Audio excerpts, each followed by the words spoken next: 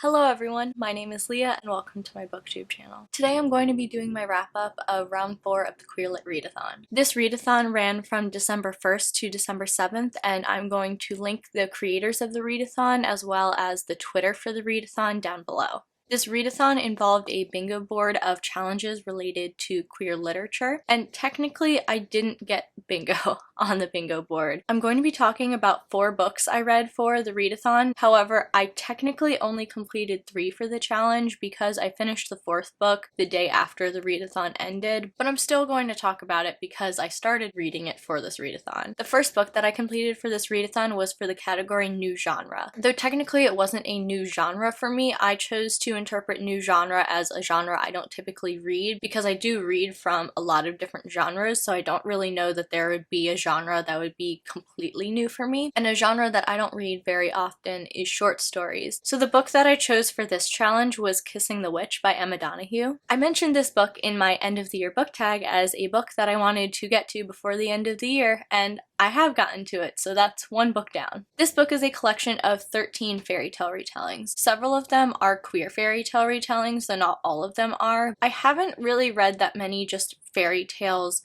by themselves, but it was really refreshing to see so many queer retellings. A lot of the stories in this book are recognizably stories that we know, like Cinderella and Snow White. There are some that are less common, and a couple of them I wasn't sure of what story it was retelling at the time I was reading it, but I was looking at Emma Donoghue's website, and under information about this book she has a whole list of what fairy tale each story in this book was retelling. I didn't enjoy this one as much as I wanted to. I ended up giving it 3 stars. I'm just not really that much of a short story person. It's very rare for me to find a collection of short stories that I really enjoy, which is why this is a genre that I don't really pick up very much. I did enjoy reading this, and it was a pretty quick read because it's pretty short. I liked seeing queer feminist retellings of these fairy tales that are very much not so, and that are very outdated. One thing that I found really cool about this collection was when each story ended, there was a little page introducing the next story, and it was the main character from that story asking someone else in the story a question, and that person responded with, "Will I tell you my own story?" And then the next story is about that character. So each story kind of branched off of each other, and it went back through time as you learn the story of each new character, and so all of the stories are interconnected in their own way, and I find that so fascinating and so interesting. One thing that's interesting is this book was originally published in the UK, and in the UK it's considered an adult book, and in the US it was published as a young adult book. And I feel like a lot of people of different ages could read it, but I do feel like it leans more towards adult than young adult. The next book that I read for this readathon was a graphic novel, and that was Stage Dreams by Melanie Gilman. This fulfilled 4 of the readathon challenges for me: graphic novel, historical fiction, own voices, and trans spec main character. And I forgot, this actually counts for a 5th category in the readathon, which is new author, because I've never read anything by Melanie Gilman before. It takes place in the Old West. There's 2 queer main characters, one of whom is trans, and they meet each other and have Old West cowboy outlaw adventures, and it was so heartwarming. It was so delightful to read a graphic novel that is historical fiction and that was accurate to the time period, but that was also delightfully queer and had a trans main character and another queer main character who fall in love and have adventures together. It was so good. It's a short graphic novel, but that contains so much heart. One thing I also really liked is that it ended with annotations that talked about the historical accuracy of the book and how there were people who cross-dressed at this time and people who, if they had the language of today, would probably have considered themselves transgender. I'm so glad that this graphic novel exists, and I want so many people to read it because it has such good representation and it's such a good, just fun little story with so much goodness. There were different chapters in the book. I just love the artwork in this. I know this author has written at least 1 other graphic novel, and I'm definitely planning on picking that up sometime soon. I gave this one 4 stars. The next book that I read for the readathon was Tarnished Are the Stars by Rosie Thor. This one fulfilled the prompt of Ace or Arrow main character. I did read an arc of this book, so I don't know if there were any changes made between the copy that I read and the actual final finished copy. This book is a futuristic sci-fi novel, and the characters all live on on this new terraformed Earth planet. There are 2 queer female main characters and an ace and aro main character, and their asexuality and aromanticism is actually described on page, and there's a whole discussion about it, and it was so refreshing to have that discussion in a YA novel, to have a character who, you know, questions it, but it is very much a part of who they are, and the other characters accept them for it and think it's fine and even educate them about sexuality, and it was so wonderful and lovely. I do think this book was pretty cliche. There are a lot of parts of it that I feel like are very common YA tropes or sci-fi YA tropes, but I was able to kind of set that aside and look at this book for its amazing representation. It was also a very fun read. I enjoyed myself reading it, and it was a pretty quick read, though actually I think that I would have liked it if the book was longer, because there are a lot of plot points that I thought were a little bit rushed or happened very quickly or conveniently, and I really just wanted a little bit more. There is also a time in which a character describes themselves as intoxicated by another character, and I think that's just a thing in YA novel romances where someone describes themselves as intoxicated by someone else, but I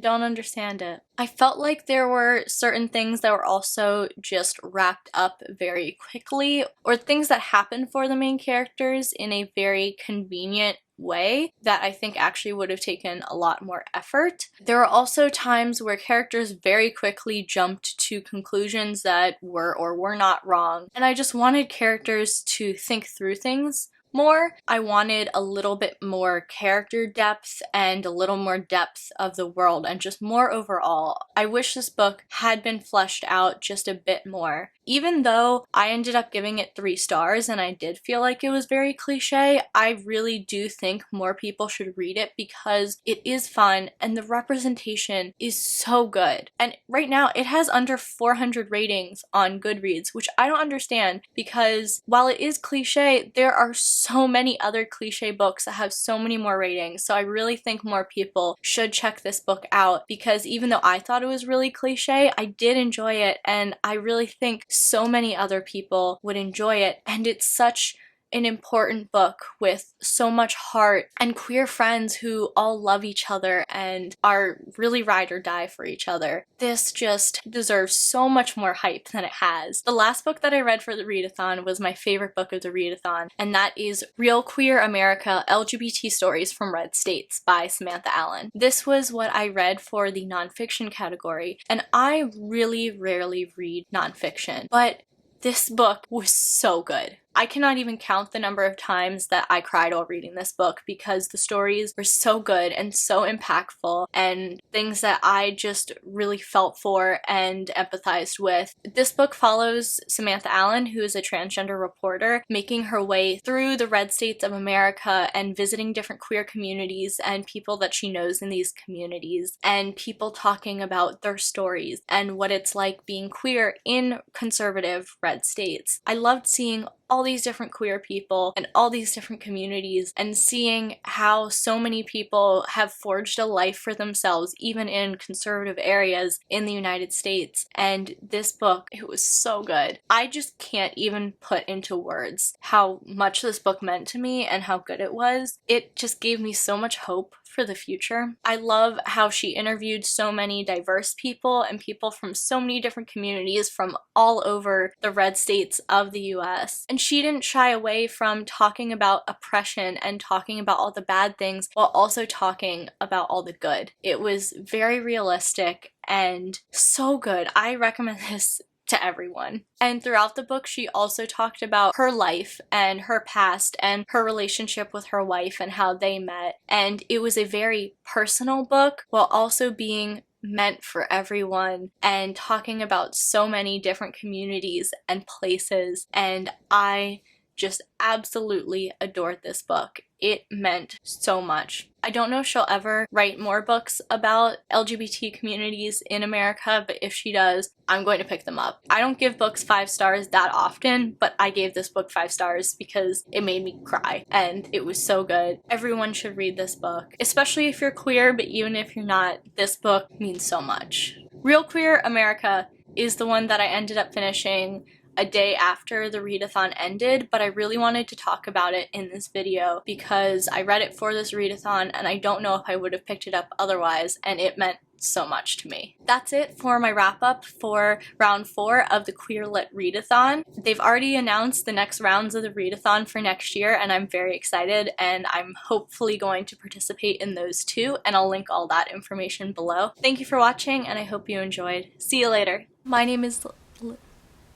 If I could say my name, that'd be helpful. I read 4 books for round 4. Like, so good. So good. As for the category... Spilling water on myself. Even if people... Oh my god, things just fell on me.